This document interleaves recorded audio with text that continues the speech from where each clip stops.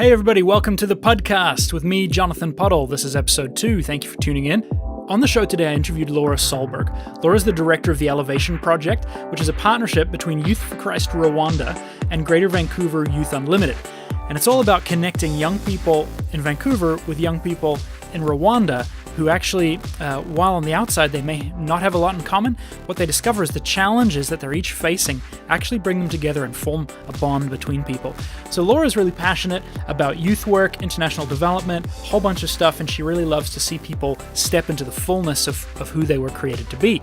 So Laura's created a resource, along with a few other folks, that helps churches understand issues of poverty and helps church leaders train their congregations in understanding systemic poverty, as well as understanding how we all experience poverty. I don't want to give too much away right here, but I'm just going to say, if you think that there are poor people somewhere else and you're like a privileged person, while that's true in a certain sense, every single one of us experiences poverty of some form or another. So that's my teaser, and let me get out of the way, and here we go. Hey, Laura, how are you doing today? I am doing pretty good. Pretty cold out here in Vancouver, but pretty good. Yeah. Cool. I'm really glad that you could make the time that we could connect here and talk about poverty and justice and how we as humans living on this planet can interface with those issues, interface with one another, and build a framework for understanding poverty. So can you talk to me a bit about that word? I think for a lot of us, poverty, we're going to think, oh, poor people, maybe the homeless, maybe people in the third world. Break down poverty for me. Where does that stop for you?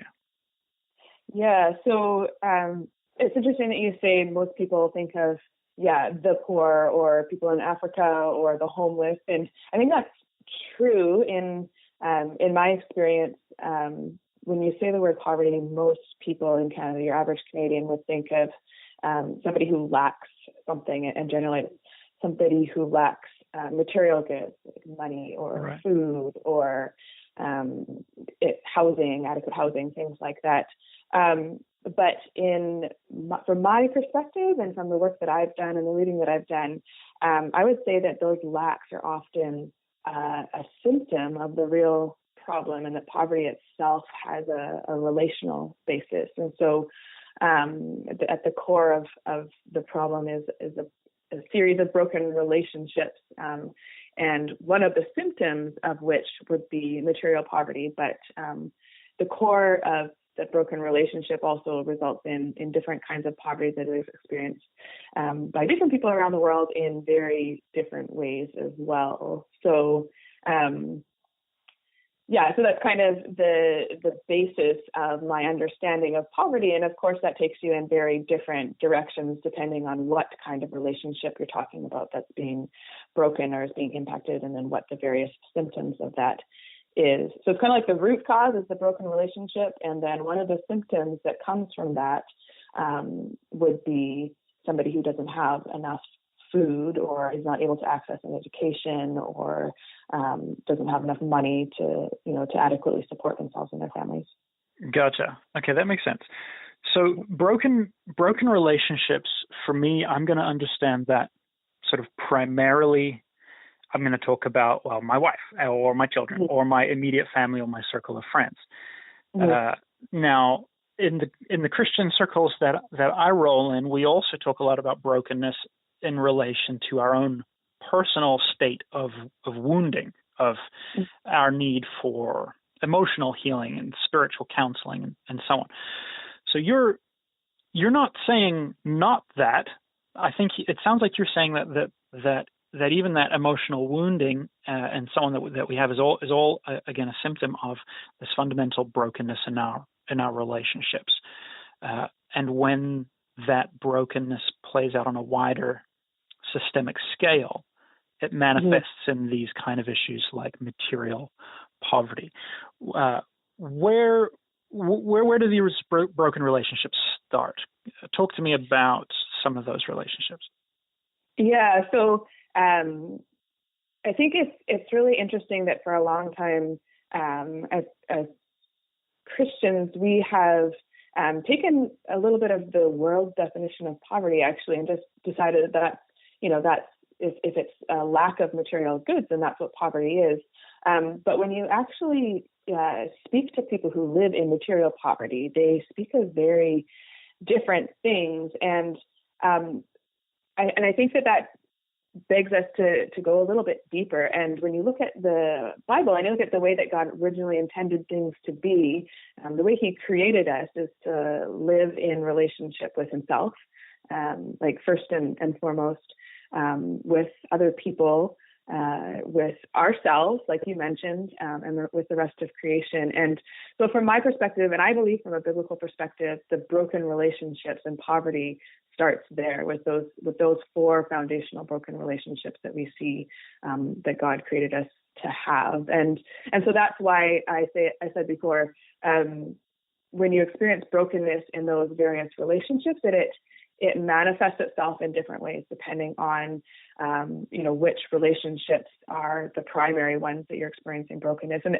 I think I would have to say that everybody experiences brokenness in all of those relationships, but depending on the primary source of that brokenness and then the systems that get built out of those core relationships, so like any economic system, political system, social system, even religious systems, and where you are born in the world will often play a part in that, in the way that the brokenness is experienced. And so this is what I often hear from people who visit less materially fortunate countries, places in Africa or Asia, so in the majority world or the developing world, is that people notice that folks there may not have as much stuff as we do, as much material things as we do, and struggle to get by a little bit more. But one thing that they are materially poor, but one thing that they are often richer in than we in North America are is their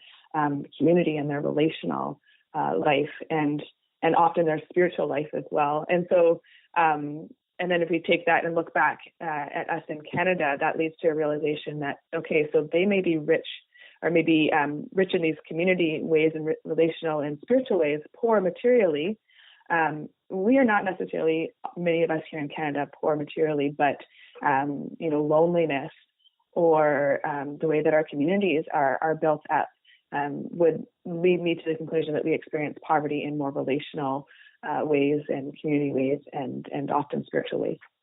Yeah, totally. That makes a ton of sense to me intuitively. I remember when we moved back to Toronto from living abroad for a few years, where we had really aggressively pursued community. And we moved back into the big city. It's a busy place. Everybody's running, pursuing a material rat race. And I definitely felt a poverty of relationship. I felt like I have a serious lack in my life. So that reframes it then. That means it's not me, the wealthy, and them, the poor. There's a brokenness, I guess, that every one of us shares to some degree. Right. Yeah. Yeah. And I think you mentioned this earlier when you were talking about like how many people would think about poverty and think about the poor. And I think this changes the posture in which you approach engaging in issues of poverty, because from this perspective of poverty being a symptom of broken relationships and everybody experiencing broken relationships, that basically means that everybody experiences some sort of poverty. And so you enter into engaging in it from, hopefully a much more humble perspective, because it's not those poor people out there, it's all of us experiencing broken relationships in different ways. Yeah, exactly. So I want to quote you back there. You said poverty is a symptom of broken relationships. Mm-hmm. And I have to give credit. That's something that comes from a long line of work. People, really smart people doing all sorts of research. And that's not an idea that originated with me or my colleagues, but with a long line of study, Christian international development practitioners and scholars, as well as even some from secular points of view as well. So just Sure. to make sure credit is given. well done, Laura. We shall not accuse you of plagiarizing your your aid work. So poverty is a symptom of broken relationships, and the 4 relationships that I think you mentioned earlier were a relationship with God, relationship to ourselves, relationship to those around us, and then relationship to the wider creation. Is that right? Yes. Yeah. So talk to me then about justice. And we've got I think that's a really, really strong framework for understanding poverty. How do we approach that? Yeah, so one conclusion that somebody could come to in looking at poverty from this perspective is this: well, if we're all poor, then what's the point of pursuing more justice in the world? And I think as Christians, we don't have the luxury of using that as an excuse, because it's really clear all throughout the Bible, but particularly in the Old Testament, how much justice and those who experience material poverty, how close they are to the heart of God. The words that form our idea of what justice is in the Bible, the biblical words, the Hebrew words, appear more than 200 times in the Old Testament. And it's just really obvious that while, yes, we are all poor, those who experience material poverty, the orphan, the widow, the immigrant, people like that, are very close to the heart of God. And Jesus goes so far as to say in Matthew 25 that he aligns himself with them. And if we, depending on how we treat the least of these, he looks at it as, that's how you treated me. Yeah. And that's a pretty strong statement. For sure. Like that means that when we are interacting with those who have less than us, the least of these, God is looking at it as that's how we're interacting with him. Yeah. And if we're created in God's image and called to follow after him and draw near to his heart, I think that we must engage in issues of poverty and justice, material issues of poverty and justice. And I think what's really key in that is that as we engage, those who are less materially poor engage in these issues of poverty and injustice in the world from a holistic perspective, it's in that engaging that our poverty actually receives some healing as well, our relational poverty or our spiritual poverty. For some reason, however it works in God's great plan, when we engage with people who experience poverty in a different way than we do, somehow those areas of relational brokenness seem to be able to experience a different kind of healing than if we just cloister ourselves with people who look like us and experience the world the way that we do. That is beautiful. Yeah, and so I think it has something to do with that thinking about it from the perspective of those 4 relationships, as God works his healing in and through us with those who experience poverty in different ways. He's in the process of reconciling all things to himself, of reconciling those relationships. And that's a really exciting thing to be a part of. Absolutely. That's to me, that is such a picture of the kingdom of God. In our kingdoms, and our principles and systems, it's always, somebody wins.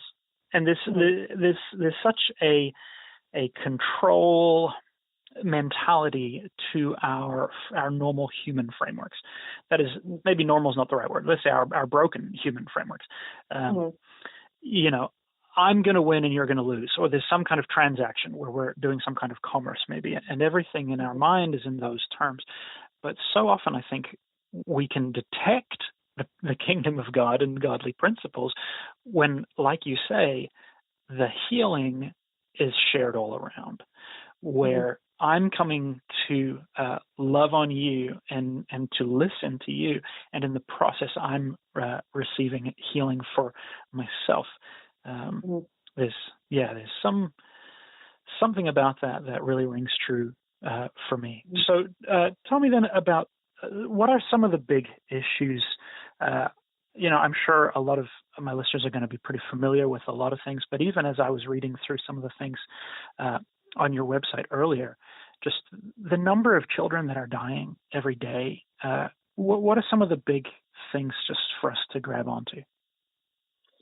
Yeah, I mean, I think that we're in a really interesting time right now in that we're inundated with more and more images of poverty and suffering all around the world. I mean, we've got different wars going on and children experiencing hunger and lack of education and stuff like that. One thing that is interesting to keep in perspective, though, is that the amount of information we're receiving is more than it ever has been before. And there are actually huge strides being made in alleviating poverty around the world. And so it's not a hopeless situation, but there are situations where in education is a huge one, girls' education in particular, in many countries around the world. It is really challenging for girls to get education, and that is leading to, whole countries are being held back because half their population is not able to access education in the same way. And so I think girls' education is a huge one. One of the things that I think that we in North America don't think as much about, although I think it's changing a little bit because it's, this idea of social justice is becoming a bit trendy and stuff, which is exciting in some ways. But we don't often think about even just the implications of the clothing that we buy and our purchasing power here in Canada, and how tied up that is in poverty and injustice in other parts of the world. And that, I think, again, it goes back to what you're saying. In our world, there's always a winner and a loser. And when there's systems set up, unjust systems set up, there's always going to be a winner and a loser. And as followers of Christ, the vision of shalom is that actually everybody is living in right relationships. But the reality of the world right now and its brokenness is that our clothes depend on an unjust relationship where the winners are us with, cheap clothing here in North America, and the losers in this equation, unfortunately, are often people in the factories on the other side of the world that we don't even think about when we're purchasing our clothing. And I think that that's a huge issue today that people are starting to become more aware of, that our purchasing power here in North America actually is connected with the poverty and suffering of people on the other side of the world. And the more awareness we can have of that, and then changing our purchasing patterns. And this is something I'm saying, this speaking to myself as much as anyone, because we're so separate from it. But if we can somehow begin to change our mindsets from this consumeristic driven need to have the newest and the next and the cheapest, that I think that could go a long ways to balancing out a few things and righting those relationships. So that's a huge one for sure. Those are two that come to mind right away, because they're ones that I'm engaged with a little bit. And also, like I said, this consumer mindset is something that in North America, it programs almost everything we do, and we don't even realize it. And so I see that as a huge issue that connects our poverty here in being driven by consumer goods, and the poverty experience in other places as well. Yeah, absolutely. So there's this tragic irony where we feel that we are materially wealthy, but actually there's a fundamental poverty in our pursuit of material goods. That would be something that we consider so satisfactory to us, indicates a prime measure of our brokenness. And exactly. If that in itself is a symptom of some sort of brokenness, like why are we looking to consume more and more and more to make ourselves feel better? Like, what is that feeding in us as a society? Exactly. And then it relies upon a systemic continuation of brokenness in Bangladesh and Burma and wherever else our clothes are being made. Okay, so we touched on something there that's interesting to me regarding Christians. I'm going to paint really broad strokes, and some people are going to be offended, but I find in my experience, a lot of Christians tend to fall into one of two categories: those who are very focused on evangelism and let's say spiritual caring, and then another category that are very focused on social work and on social justice and caring for the here and the now.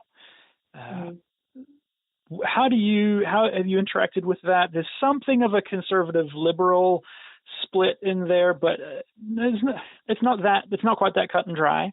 So, I mean, I guess the broader question is, what does it mean to be a Christian and making disciples and following Jesus and also being involved in politics and the economy and society and, like you said, stewarding creation? Right. Yeah.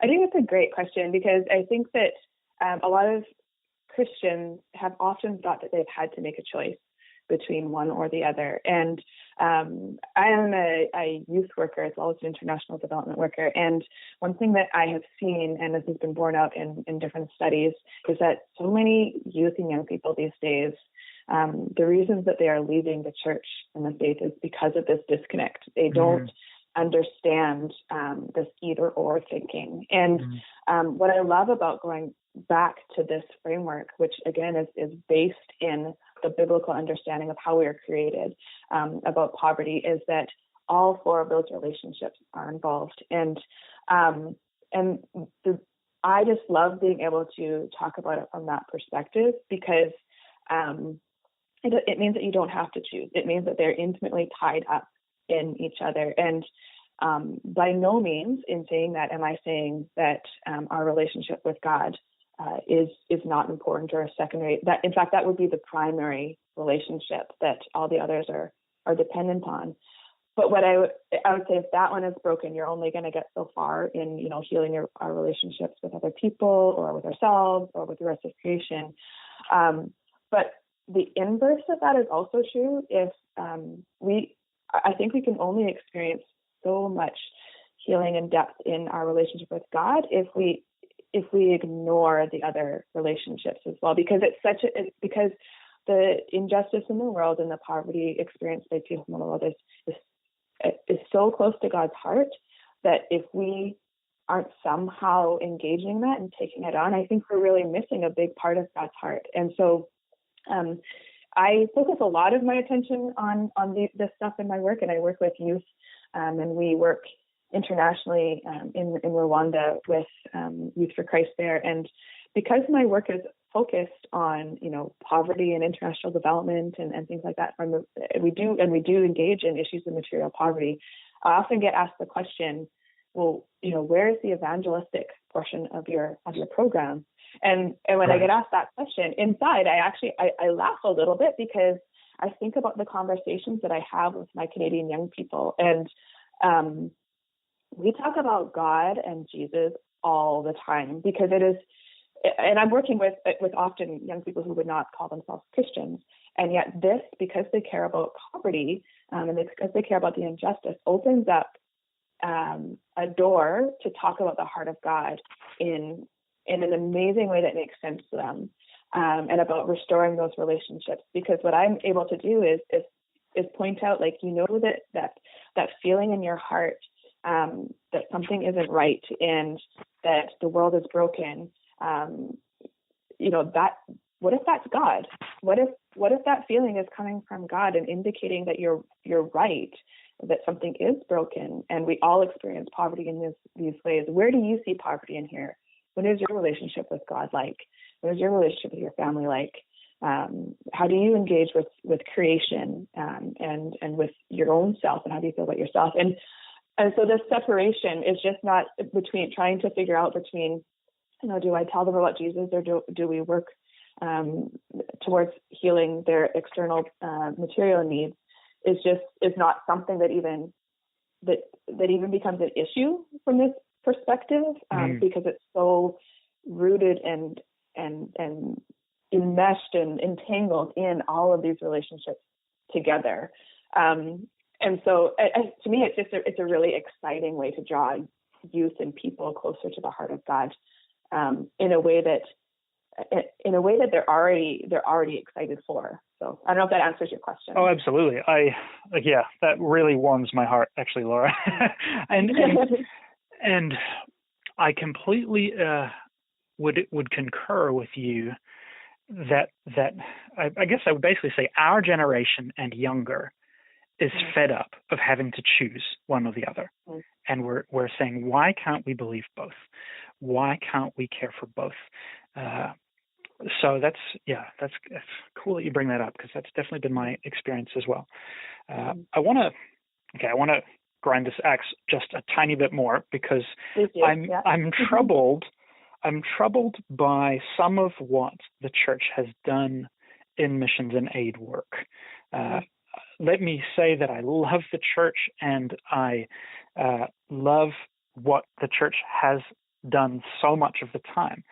But at the same time, like my wife has a master's in international development, and we've lived in this aid and development work context for a while.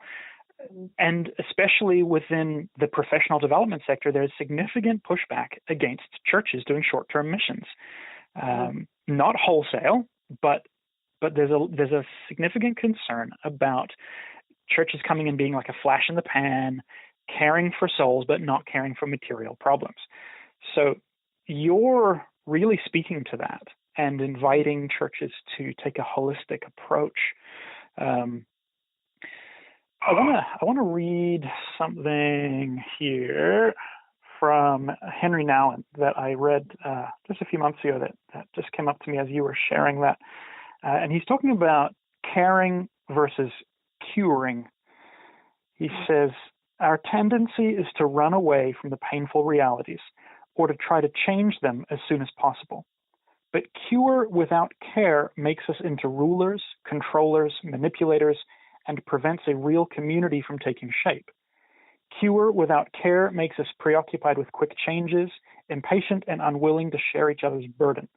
And so cure can often become offending instead of liberating.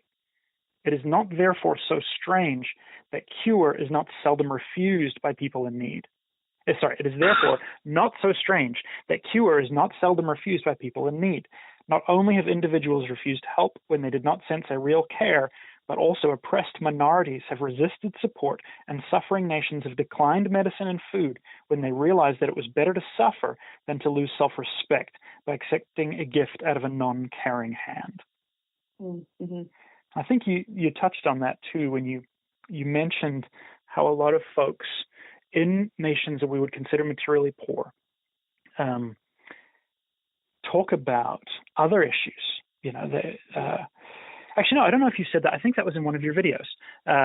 You highlighted a quote that people talk about these non-material issues. Do you remember what that quote is? I think it's in one of your. Go ahead. Yeah, it was a quote from a book, but it's referring to this study that was done in around the 1999-2000 mark by the World Bank, who obviously is in the business of, well, arguably I should say, but in the business of trying to alleviate world poverty, was formed from to rebuild countries after World War II, and then morphed into an organization that provides loans for development in majority world countries. And so they've been working in this field of poverty alleviation for around 50 years at that point, and so millions and billions of dollars of loans, and we're wondering why have we not fixed poverty? So they did this study, and for the first time actually asked people who experienced material poverty, so in the countries that they provided loans to, asked the just regular citizens how they defined poverty, and by and large they defined poverty in relational and social terms. And so they mentioned their material needs often, because obviously that is a huge impact in their lives, but they talked about the shame associated with having to ask for help, or not having the money to pay for school uniforms, or the sense of a lack of dignity. And I think that speaks to that deeper root of brokenness. And I mean, we can't deny that with material poverty comes these power dynamics as well. Because we in the West have this stuff, it becomes this, I have what you're lacking, I will give it to you.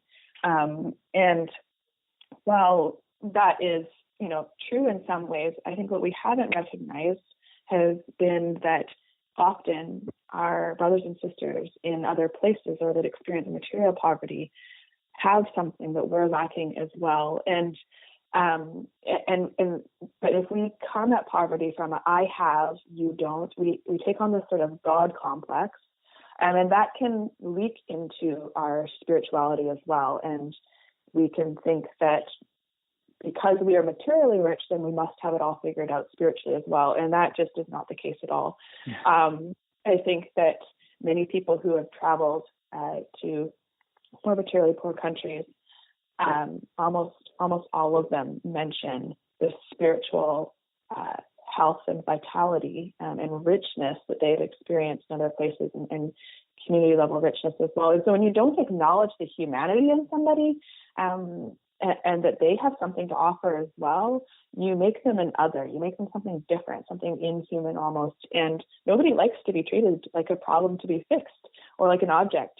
And so our power dynamics through, the way that economies have grown and colonialism and all that kind of stuff has led to these really deeply ingrained feelings of superiority, and in some cases inferiority or perceived inferiority, where there's people from outside the community, whether it's between nations from North America to somewhere in Africa, or even within our own communities. I live in Vancouver, and the downtown east side is a very rough, poor neighborhood.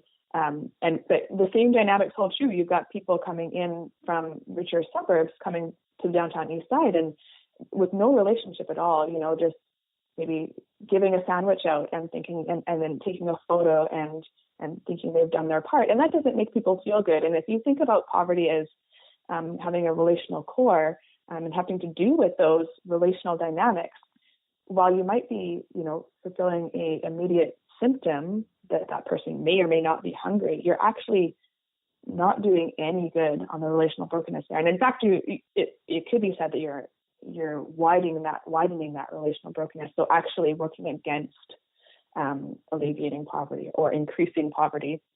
And I think that as Christians, we've fallen into that a little bit because, like I say, this connection with our material status equating to spiritual knowledge, and also, but not always. I mean, a lot of times it does come from really good intentions. So I don't want to say that and paint everybody with this superior brush. I think it does come from good intentions, but if you just look at poverty and you think it's about the material stuff, you're missing the mark, and you're not going to make the difference that you want to.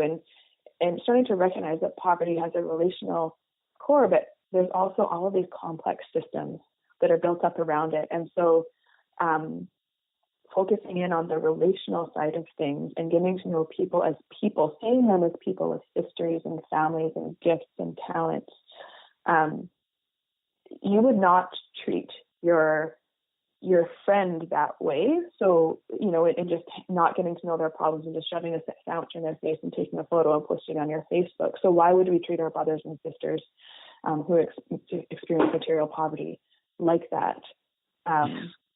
So taking the time to get to know people and to recognize our own poverty, I think it's so important as Christians. I actually did some teaching in Rwanda in two different groups about this perspective on poverty, and they loved it. They thought this makes so much sense of things. And so what I was doing is I was encouraging them when they had visitors from North America to think about the ways that their visitors experience poverty and how they can be a part of alleviating the poverty in their materially non-poor friends. And so we talked about this for a little while. And in both groups, somebody immediately said something along the lines of, yes, we might recognize that we have lots to offer, but often visitors don't want to receive what we have to give. Sure. And I just thought that spoke so clearly to our attitude and our often attitude of superiority coming in, and how we need to recognize that we're just one part of the puzzle. We're actually all in this together, and our healing comes when we work with people rather than doing things to or for. That's really good. So there's this needed attitude adjustment, that I think many of us, especially in the West, need to take on and need to understand it's not them and us. It's all us. Yeah. So I know that you've also started an organization called JustUs. Can you tell us a little bit about how what you guys are doing to try and bring that attitude adjustment? Yeah, so it's actually a joint project between two organizations, and so it's something that I've been working on with my friends at the Wellspring Foundation for Education, and I work for Youth for Christ here in Vancouver. And JustUs is a joint project between the both of us because we both realized that there was this. It originated with this realization that there's a huge hunger amongst youth and young people in Canada, and I think around the world, to engage in issues of justice and poverty. And that, I think, comes from, like I said, this seeing the separation in the church often between evangelism and justice work. But it's also existing in like the wider demographic of youth and young people as well, this desire to get involved. And yet there's a bit of a lack of resources to do so well. And so the example that I often use is the Kony 2012, if you're familiar with that, where there's this warlord in Uganda, and they did an amazing social media campaign with a solution attached to it that was an improper solution, but all of these youth got so excited about it and involved because it was something that they could grab onto. Yes. And then when it fell apart, all of these youth and young people were very disenfranchised. And I think that left me feeling like there is something missing here. And in my experience, being able to walk alongside youth as they engage in issues of poverty and injustice, and helping them learn from this relational perspective, introducing them to God through that, or if those who already know God, introducing them to these ideas of these other relationships was hugely transformational in their lives and in the ways that they engaged in issues of poverty and injustice. And so Youth for Christ and the Wellspring Foundation got together and decided to build this curriculum around that to give more youth in Canada the resources to engage well based on some work that we had done in the past. And so the original intention was to train youth workers so that they could be equipped to then train their youth. And so we started with these day-long workshops, which we still do, but we quickly realized that these day-long workshops were very much a bottleneck because it depended on myself and my colleague at the Wellspring Foundation, Andy Harrington, actually traveling to the different places to do the workshops. And so while we had thought about, equipping youth workers so then they can go and equip youth, how can we actually get this to a wider audience? And so we decided to develop a video series around it. And in doing that, we sort of shifted the focus a tiny bit from, or I should say maybe widened it a bit. So it's not just focused on youth needs. We tried to make it so that it was accessible to a little bit of a wider audience. So it's still probably falling in around the, like older youth, young adults kind of target, but anybody who's kind of interested in, relief, development, justice, poverty, God, like they could do this video series with their small group and learn about this relational perspective on poverty. What does that mean for how we define poverty? Who are the poor? What does it look like to engage well? Really practical ways to take the next steps, and not in a particular area of poverty. So it's not coming from a okay, now come and sponsor a child through my organization. It's really focused on where do you see God working in the world around you, and where is He specifically inviting you into that. So hoping to equip people to enter well into what God is already doing around them. That's excellent. I've seen one of the videos. It's excellent. The production is fantastic. You guys are funny and natural, and it really helps. In 5 minutes, I learned stuff, and I would consider myself knowledgeable in this area to a certain degree. So it's great content, and I would highly recommend everybody to go and check that out. It's at thereisjustus.com. Thereisjustus.com. A little play on justice and just us. I like that. I'm a dad, and so I like those kinds of word plays. How are people reacting? What kind of success are you seeing from people who've been in the workshops or watching the videos, Laura? Yeah, we've had lots of really great feedback on it. And I think that this is something that in my world, a lot of people have recognized is something that youth and young people and people in general are really searching for right now. And people, do the workshop or see the videos, and a lot of these really complex issues that they've been wrestling with now have words and understandable words. And then they've got, a process to, we end the video series with really practical exercises about like, okay, what's next? How do you take the actual next step in this? Because learning is one thing, but if you don't do something about it, like that, it doesn't really mean a lot. And so people are really excited about they're being able to articulate and put language and words around some of these ideas that they've been wrestling with. And then how do they, practically take the next step? And we actually teach an exercise that's based on asset-based community development, which is a widely recognized tool in the international development world, a really simple version of that. And so it's an exciting listening and observing and participating exercise to equip people to really put some of this stuff into practice, in either something that they're already involved in or something that's already existing in a partner organization or even just in their own communities. And so lots of really good feedback on it. Wonderful. So good. Like surprisingly so, because I started doing this. It was my first time doing like a video series like this, and a ton of fun. But I was like, oh, what happens if it's no good? And then people are really excited about it, and that's really encouraging. Good. Praise God. So, Laura, what should we do today? How can we act in response to all of this today? It's a good question. I think one of the biggest things, and we've talked about this a few times during our conversation, is the ways that we experience poverty here are very different than the ways that we have often defined poverty in the past. And starting to be a little bit more self-aware and asking, okay, where do I experience brokenness in my life, and how can I be a part of reconciling some of that brokenness? And from a faith perspective, asking God those questions. Yeah. And that might be an area of brokenness in your own life, the way you view yourself, or it might be going next door and introducing yourself to your neighbor and moving into some of those areas of relational healing, or it might be actually acknowledging the person on the street as a person rather than as just a beggar. And then looking at the wider picture and thinking, okay, is there somewhere that God is really tugging at my heart?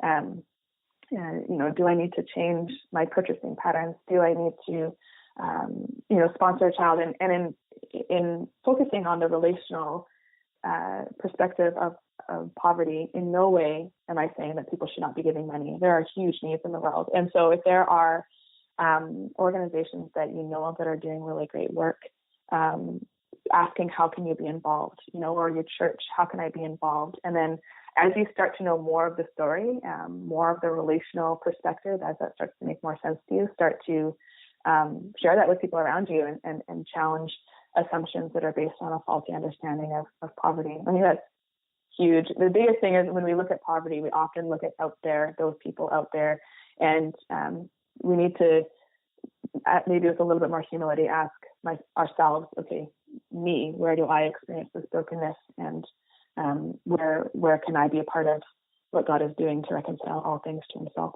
Yeah. Laura, could you pray for us to have hearts that care and to have the compassion and the courage to do this, to become uncomfortable and to learn? Yeah, for sure. I'd be happy to. Dear God, I want to thank you so much for this conversation and just the encouragement that it's been to me. And God, I pray for those who will listen to this. God, I pray that you would be stirring in their hearts and awakening desires open their eyes to the things that you're already doing all around them, God, because we know that you are active in the world around us. And we know that our healing is bound up with the healing of the nations in the world, God. And so we ask that you would give us eyes to see where you're working and where you are specifically calling us into that work, God. Give us the humility to know that you're not calling us into everything, but give us the wisdom and discernment to see the ways that you are calling us into things that you have gifted us in, and places where we can learn from people who experience brokenness in ways that are different than us, God. And like Jonathan said, if those are places that make us uncomfortable, and often they are, God, I pray that you would draw us into those places of discomfort so that we could get to know you, ourselves, the people around us, and your creation in a more holistic and healed way. God, equip us and give us humility and wisdom and courage to enter into this journey of reconciliation that you are leading us on. Yeah, God, and thank you for the things that you're going to do in our hearts and in the world through us by involving us in what you're doing, God. We know that these are big areas of brokenness, and you are the one who is faithful to do it all. And God, we just thank you that we get to be involved in that. We pray all these things in your name. Amen. Amen. Laura, this has been a privilege. Thank you for sharing your heart with us, your understanding of the heart of God with us. And thank you for creating this resource with the guys and girls that you've worked with. Thank you for making the time. This has been wonderful. Yeah, my pleasure. Cheers. Hopefully we'll talk again soon. Sounds great. Thanks. Thanks for listening to the Puddcast. If you enjoyed this, if it spoke to you, then please would you consider sharing it with a friend? Head over to jonathanpuddle.com. You'll find links to my Facebook page, Twitter profile, our YouTube channel, which includes a whole bunch of stuff from my whole family as well. There's vlogs and all kinds of fun videos there. Spiritual stuff, non-spiritual, family life stuff, DIY videos. You can get to know us a little bit better. And while you're on jonathanpuddle.com, make sure you subscribe to get an email. I send it just once a week, and I include highlights from the blog, recent podcast episodes, videos, and just kind of the overview of what's going on the last week. Thank you, guys.